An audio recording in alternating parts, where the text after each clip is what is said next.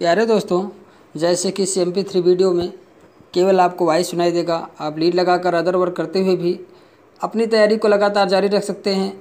जैसे कि फैमिली चल रहा था प्यारे दोस्तों, बॉटनी में जो हम लोग फैमिली पढ़ रहे थे, तो फैमिली में आज हम लोग U4BSc फैमिली को देखेंगे। प्यारे दोस्तों, आज U4BSc में सबसे पहले हम लोग क्लासिफिकेशन शुरू करते हैं। किंगडम क्या है? प्लांटी।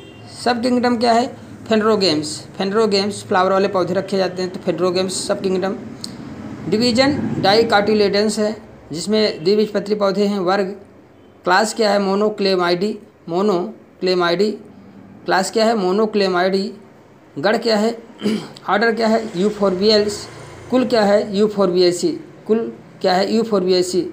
तो प्यारे दोस्तों, इस कुल में पौधे विश्वव्यापी हैं। इस कुल के पौधे जो है विश्वव्यापी हैं। ये प्रायः उष्ण ट्रॉपिकल और टेम्परेट प्रदेशों में पाए जाते हैं। ये ट्रॉपिकल और टेम्परेट प्रदेशों में पाए जाते हैं। प्यारे दोस्तों, इसका क्लास प्यारे दोस्तों मोनोक्लेमाइडी है। मोनोक्लेमाइडी का मतलब क्या है, ये ध्यान दीजिए। इसका क्लास क्या है? U4BSc का क्लास जो है मोनोक्लेमाइडी है। मोनोक्लेमाइडी का मतलब होता है पौधों के एक ऐसा समूह जिसमें पंखुड़ियाँ, पेटल और सेपल में से केवल एक ही प्रकार की पुष्टि हो, एक ही संरचना होती है। एक ही संरचना है, पेटल हो या सेपल हो। मोनोक्लेमाइडी का मतलब होता है या पेटल हो या सेपल हो, केवल एक ही प्रकार की फ्लोरल संरचना हो। इन पंखुड़ियाँ वाह दल लेकिन दोनों नहीं हो, एक हो लेकिन दोनों नहीं हो। इसमें कभी कभी एपीपेटलस फूल वाले पौधों के समूह के रूप में जाना जाता है। अगर एपीपेटलस हो गया तब भी एक ही उसका अर्थ लिया जाता है। इसका अर्थ है जिसके पास पंखुड़ियाँ नहीं है। मोनोक्लेमाइडो को अक्सर डाइकोटिलेडॉन के ऊपर के रूप में वर्गीकृत किया जाता है, जो फूल वाले पौधों का एक बड़ा समूह है। यह वर्गीकरण 19वीं शताब्दी के वर्गीकरण बेंथम और हुकर द्वारा उपयोग किया गया था। पौधों की इनकी रूपात्मक विशेषताओं के आधार पर 3 मुख्य वर्गों में विभाजित किया गया: डाइकोटिलेडॉन, जिम्नोस्पर्मी, मोनोकाटिलेडॉन। देखिए, डाइकाटिलेडॉन और मोनोकाटिलेडॉन। तो दो मोनोकाटिलेडॉन। मोनोक्लेमाइडी में विभिन्न प्रकार के पौधे शामिल, जिसमें कुछ में वाहदल होते हैं जबकि अन्य में पंखुड़ियाँ नहीं होती हैं। इस समूह के पौधों को आमतौर पर उसके फूलों की संरचना, पराग के आकार के आधार पर वर्गीकृत किया जाता है। प्यारे दोस्तों, तो मोनोक्लेमाइडी का मतलब यही समझिए कि या कैलिक्स नहीं हो गया, कोरोला नहीं होगा, और अगर कोरोला भी है तो एपीपेटलस के रूप में हो रहेगा। तो इस प्रकार की कंडीशन उसमें आ जाती है। प्यारे दोस्तों, इसी को हम क्या कहते हैं? मोनोक्लेमाइडी कहते हैं। ठीक है, अब ये कहाँ पाए जाते हैं? ट्रॉपिकल और टेम्परेट रीजन में। ट्रॉपिकल और टेम्परेट रीजन में विश्वव्यापी होते हैं। कौन से? U4BSc फैमिली के सभी सदस्य कैसे होते हैं? विश्वव्यापी होते हैं। ये प्रायः उष्ण और शीतोष्ण प्रदेशों में पाए जाते हैं। देखिए प्यारे दोस्तों, ट्रॉपिकल और टेम्परेट रीजन में क्या मतलब होता है? उष्णकटिबंधीय और शीतोष्ण। ट्रॉपिकल का मतलब होता है उष्णकटिबंधीय और शीतोष्ण, और टेम्परेट का मतलब होता है शीतोष्ण। इसका मतलब अलग अलग जलवायु क्षेत्रों को संदर्भित करते हैं, जिसमें तापमान, वर्षा, मौसम महत्वपूर्ण अंतर होता है, जो प्रत्येक क्षेत्र में पनपने वाले पौधे के प्रकार को प्रभावित करते हैं। भूमध्य रेखा के पास स्थित उष्णकटिबंधीय क्षेत्र, जो भूमध्य रेखा के आसपास क्षेत्र होता है, उष्णकटिबंधीय क्षेत्र पूरे वर्ष भर गर्म, स्थिर तापमान, उच्च वर्षा का अनुभव करते हैं। जो ट्रॉपिकल रीजन होते हैं प्यारे दोस्तों, वहाँ जो भूमध्य रेखा के पास स्थित होते हैं, ऐसे क्षेत्र को क्या कहते हैं? ट्रॉपिकल रीजन कहते हैं, उष्णकटिबंधीय क्षेत्र कहते हैं। यहाँ पूरे वर्ष गर्म, स्थिर तापमान, उच्च वर्षा का अनुभव करते हैं, जो उच्च जैव विविधता वाले हरे भरे वर्षा वनों को सहारा देते हैं। जो उच्च वर्षा और हरे भरे वन होते हैं वहाँ पे। उष्णकटिबंधीय ध्रुवीय क्षेत्रों के बीच स्थित समशीतोष्ण क्षेत्र में अलग अलग मौसम के साथ अधिक परिवर्तनशील तापमान होते हैं, जिसके घास के मैदान, जंगल, अन्य वनस्पतियों का प्रकार मिश्रित होते हैं। जैव विविधता के विभिन्न स्तर होते हैं। प्यारे दोस्तों, इस क्षेत्र में उष्णकटिबंधीय क्षेत्र में जैव विविधता के बहुत विभिन्न स्तर होते हैं। यहाँ पे भारी वर्षा के कारण पोषक तत्वों के रिसाव के कारण प्रायः कम उपजाऊ होती है। भारी वर्षा के कारण पोषक तत्वों के रिसाव के कारण प्रायः कम उपजाऊ होती है, तथा समशीतोष्ण मिट्टी की तुलना में इनमें कार्बन पदार्थ की मात्रा भी कम होती है। और समशीतोष्ण क्षेत्र क्या होते हैं? समशीतोष्ण क्षेत्र क्या होते हैं? जो समशीतोष्ण का मतलब अलग अलग मौसम और अलग अलग तापमान वर्षा का पैटर्न अनुभव करें। यहाँ पे मौसम और तापमान बदलते रहते हैं। जो टेम्परेट रीजन होते हैं प्यारे दोस्तों, वहाँ पे मौसम में तापमान और वर्षा पैटर्न सब क्या होते हैं, बदलते रहते हैं प्यारे दोस्तों। यहाँ पे पर्णपाती भी होता है, पत्तियाँ झड़ती रहती हैं। इसमें जैव विविधता कम पाया जाता है। यहाँ पे अन्य वनस्पतियों की प्रकार मिश्रित शामिल होती हैं। उष्णकटिबंधीय और ध्रुवीय क्षेत्रों के बीच के क्षेत्र, जिसमें उत्तरी अमेरिका, यूरोप, एशिया के कुछ भाग शामिल हैं। तो यह इस क्षेत्रों में क्या होता है कि जो यहाँ पे मेन चीज़ आप ये समझिए, टेम्परेट रीजन मतलब समझिए, यहाँ पे जो है टेम्परेचर बदलते रहते हैं, एक जैसे नहीं रहते हैं। वहाँ पे जैव विविधता कम पाई जाती है, इतना ध्यान दीजिए। तो कुछ ऐसे स्थान जो ट्रॉपिकल और टेम्परेट रीजन में पाए जाते हैं, यूफोर्बिएसी गण के जितने सदस्य हैं, ठीक है, ये टेम्परेट और ट्रॉपिकल प्रदेशों में पाए जाते हैं। अब हम देखते हैं इनमें जो है वेजिटेटिव कैरेक्टर।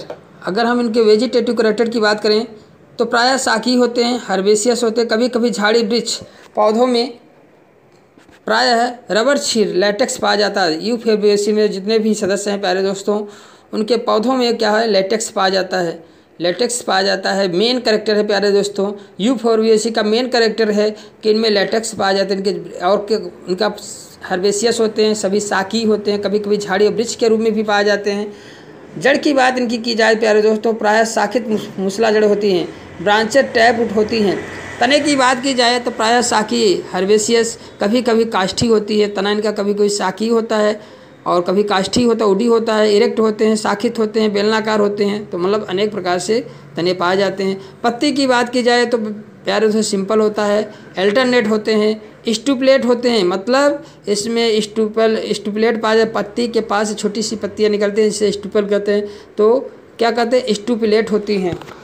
स्टुपलेट होते हैं मतलब अनुपत्र पाए जाते हैं। जो इनके कच्छ से पत्तियों के जहाँ से निकलती हैं, उनके कच्छ से छोटी सी पत्ती निकलती है, जिसे क्या कहते हैं, स्टुपलेट कहते हैं, अनुपत्र कहते हैं। अनुपत्र इसमें पाए जाते हैं। कभी कभी पत्तियाँ कांटों में रूपांतरित हो जाती हैं। इनमें कभी कभी पत्तियाँ जो होती हैं क्या होती हैं, यूफोर्बिएसी में कभी कभी कांटों में बदल जाती हैं। अब आता है हम लोगों को मेन कैरेक्टर, फ्लोरल कैरेक्टर प्यारे दोस्तों। जो इन्फ्लोरेसेंस की बात सबसे पहले करेंगे। इन्फ्लोरेसेंस में रेसिमोस साइमोस, देखिए रेसिमोस, साइमोस अथवा विशिष्ट स्पेशल प्रकार का होता है। ध्यान दीजिए, इसमें तीनों प्रकार का इन्फ्लोरेसेंस पाया जाता है। रेसिमोस, किसी में रेसिमोस रहेगा, किसी में साइमोस रहेगा, किसी में विशिष्ट स्पेशल प्रकार का जो है इन्फ्लोरेसेंस होता है। यूफोर्बिया में यह साइथियम प्रकार का होता है। यूफोर्बिया में जो स्पेशल प्रकार का होता है वह किस प्रकार का इन्फ्लोरेसेंस होता है, साइथियम प्रकार का होता है प्यारे दोस्तों। यूफोर्बिएसी में main very most important, euphorbia में जो है साइथियम प्रकार का इन्फ्लोरेसेंस पाया जाता है प्यारे दोस्तों। साइथियम इन्फ्लोरेसेंस को कटोरिया भी कहते हैं। साइथियम इन्फ्लोरेसेंस को कटोरिया भी कहते हैं।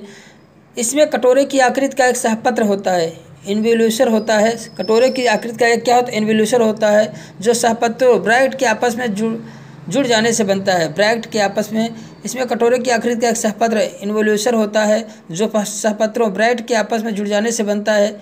इसकी बाहरी सतह में मकरंद ग्रंथियाँ होती है प्यारे दोस्तों। इसमें कटोरे की आकृति का एक सहपत्र होता है, इन्वोल्यूशन होता है, जो सहपत्रों ब्रैकेट के आपस में जुड़ जाने से बनता है। ठीक है, एक कटोरे की आकार, इसीलिए इस कटोरिया भी कहते हैं, साइथियम भी कहते हैं। ठीक है, सहपत्र जुड़ जाने से बनते हैं, क्या कटोरे के समान स्ट्रक्चर बन जाता है। इसकी बाहरी सतह पर मकरंद ग्रंथियाँ होती हैं, मकरंद की ग्रंथि पाई जाती है, जिसके बीच में एक मादा पुष्प, उसके चारों ओर एक तंतुकी पुंकेसर प्रदर्शित अनेक नर पुष्प होते हैं प्यारे दोस्तों। मादा पुष्प केवल जायांग द्वारा प्रदर्शित होता है, नर पुष्प में केवल एक पुंकेसर पाया जाता है। यूफोर्बिया की अनेक जातियों में पाया जाता है। यूफोर्बिया के अनेक जातियों में जो है किस प्रकार का इन्फ्लोरेसेंस पाया जाता है प्यारे दोस्तों, साइथियम प्रकार का। तो इसकी कंडीशन हम लोगों ने देखा।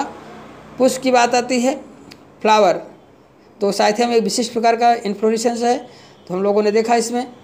तो अब साइथियम में हम लोगों ने क्या देखा कि सहपत्रों का एक कटोरे की जैसे स्ट्रक्चर बन जाती है, उसमें मेल फीमेल दोनों फ्लावर होते हैं, जिसमें कि मेल बाहर निकल के आता है बाहर और फीमेल भी बाहर निकल जाते हैं। फीमेल एक होता है, ठीक है, और इसमें मकरंद ग्रंथियाँ इसकी वाल से लगी हुई होती हैं। मादा पुष्प केवल जायांग द्वारा प्रदर्शित होता है, नर पुष्प में केवल एक पुंकेसर पाया जाता है। इस प्रकार से प्यारे दोस्तों साइथियम इन्फ्लोरेसेंस के विषय में हम लोगों ने देखा। फ्लावर, पुष्प की बात करें, पुष्प कैसे होते हैं, इनके स्मॉल होते हैं, सहपत्री होते हैं, ब्रैक्टिएट होते हैं, एक लिंगी होते हैं, यूनिसेक्सुअल होते हैं। एक लिंगी, यूनिसेक्सुअल, अपूर्ण, इनकम्प्लीट होते हैं। कैसे होते हैं?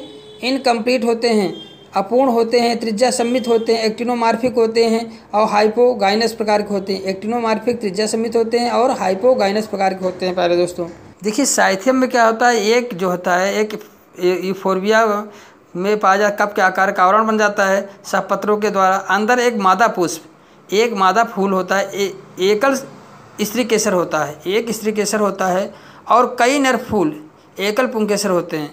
साइथियम पुष्पों की विशेषता क्या है? साइथियम में कई ब्रैक्ट्स मिलकर एक कप के आकार का आवरण बनाते हैं। प्यारे दोस्तों साइथियम की कुछ विशेषताओं के समय पर कई ब्रैक्ट मिलकर एक कप के आकार की संरचना बनाते हैं।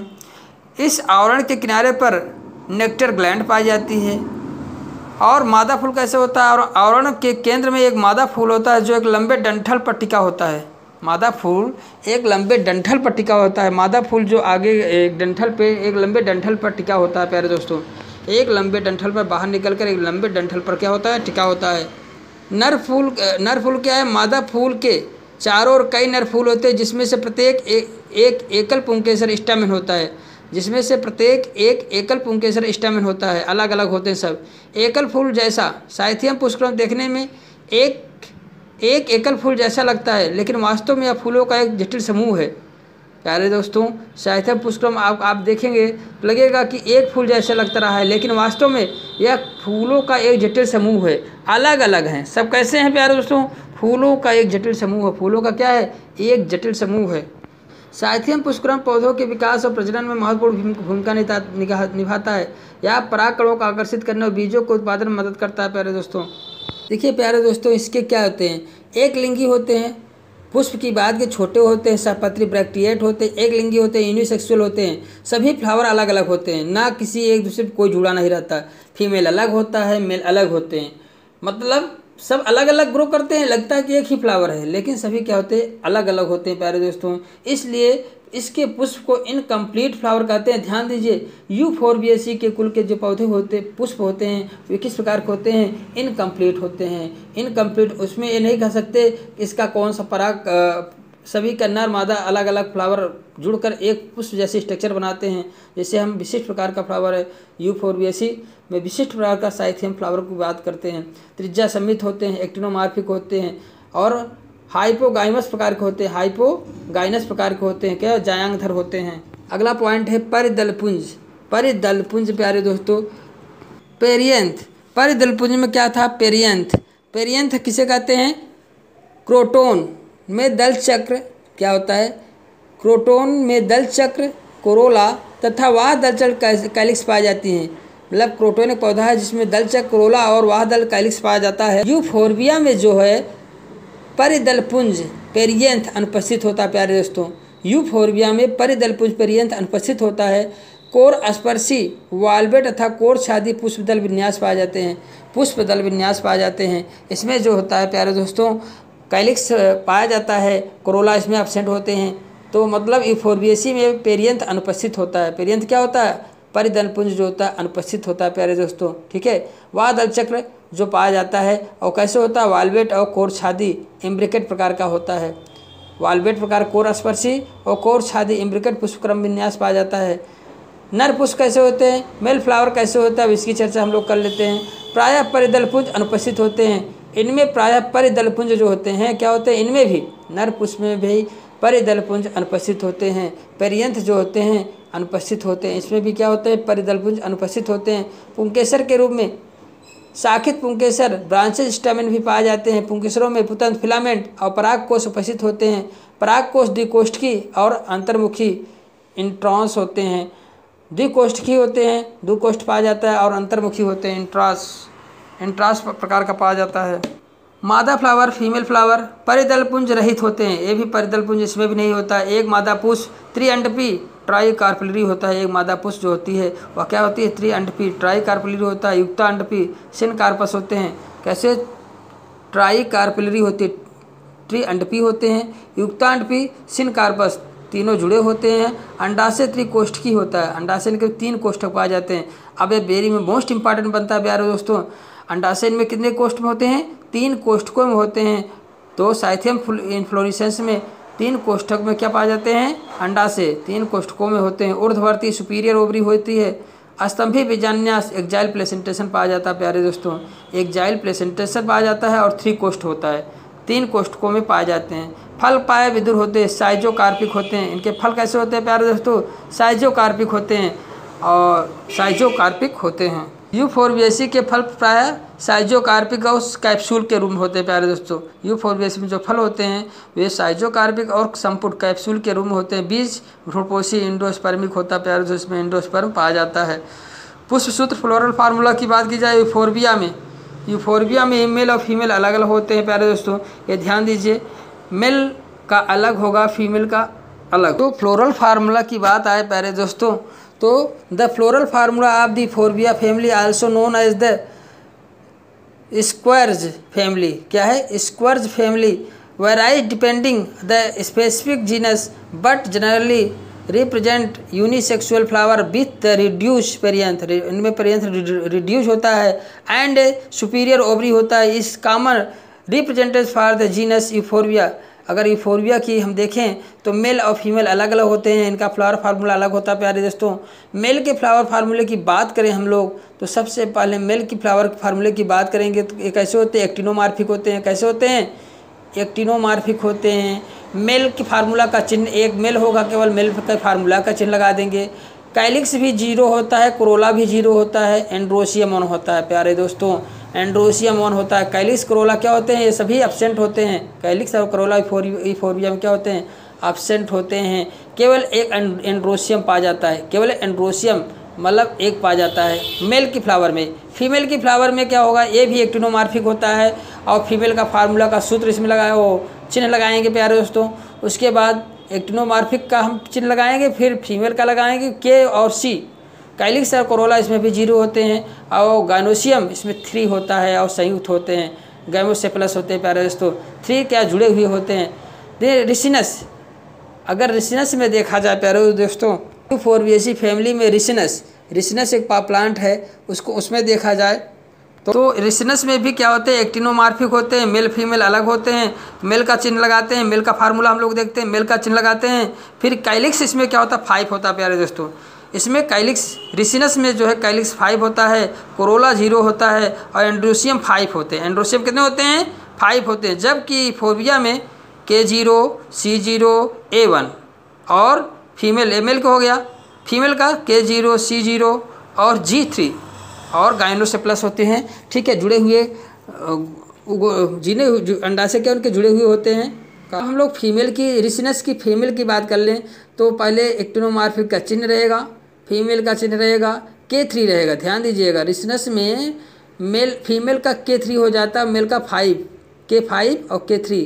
K5 जो होता है रिसिनस में मेल का और फीमेल में K3 मतलब कैलिक्स जो होता है 3 पाए जाते हैं, सेपल 3 पाया जाता है, उसमें 5 सेपल पाए जाते हैं और कोरोला 0 बिल्कुल रहता है। कोरोला कैसे होता है, रिसिनस में भी 0 होता है और यूफोर्बिया में भी 0 रहता है और एंड्रोसियम 5 होता है रिसिनस में, जबकि यूफोर्बिया में एंड्रोसियम 1 होता है, गाइनोसियम 3 होता है, संयुक्त होते हैं।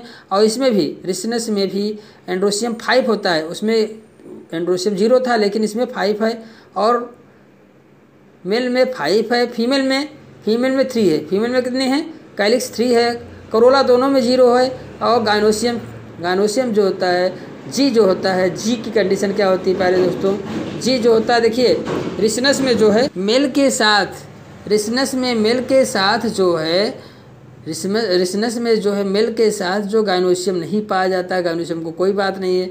और फीमेल के साथ जो है गाइनोसियम रहेगा, फीमेल के साथ तो रहेगा ही।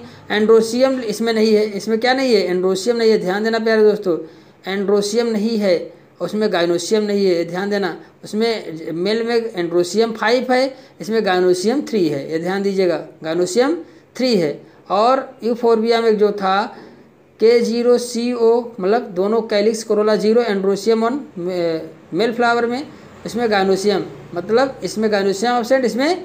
तो इस प्रकार से जानो एक लिंगी होते हैं फ्लावर, कैसे होते हैं, एक लिंगी होते हैं। ठीक है, इस प्रकार की कंडीशन में पाई जाती है प्यारे दोस्तों। रिसिनस और यूफोर्बिया की दोनों का फार्मूला है।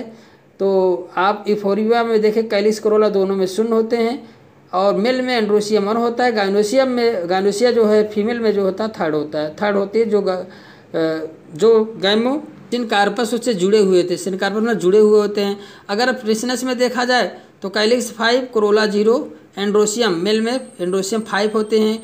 इसके पहले वाले में हम लोगों ने देखा था कैलिक्स 0 था, वहाँ पे यहाँ 5 हो गया, और एंड्रोसियम 1 था, यहाँ एंड्रोसियम 5 हो गया मेल में। फीमेल में अगर देखा जाए रिसनस में तो K3 वहाँ पे K0 था, और G3 बराबर है प्यारे दोस्तों, बराबर है।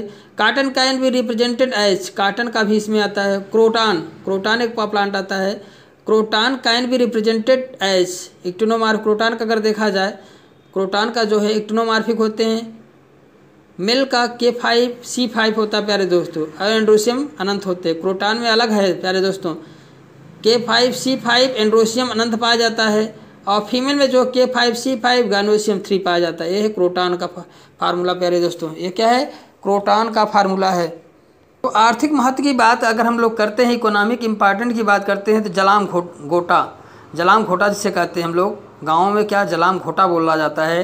तो क्या जलाम घोटे को ये बॉटनिकल नेम क्या है, क्रोटॉन टिग्लियम बोला जाता है। क्रोटॉन टिग्लियम का भी मैंने फार्मूला बताया। मेल का फीमेल का अलग अलग होता है प्यारे दोस्तों जलाम घोटा का, K5 C5 एंड्रोसियम अनंत, और फीमेल का होता है K5 C5 गायनोसियम 3 कार्पेल जुड़े हुए होते हैं। ठीक है, इस प्रकार से इसका क्या है, क्रोटॉन का फ्लावर फार्मूला था। और क्रोटॉन जो होता है इसके बीज से प्राप्त तेल जुलाब के रूप में प्रयोग किया जाता है। जलाम घोटा को पिला देते हैं तो क्या होता है, आपको मालूम है, तेल जुलाम के रूप में प्रयोग किया जाता है। बार बार अगर लैट्रिन जाना पड़ जाएगा भाई, साफ पेट करना पड़ेगा जलाम घोटा खाने से। रबड़ वृक्ष हैविया, अब रबड़ वृक्ष की बात करें, रबड़ वृक्ष जो होता है हैविया ब्रेसिलियंसिस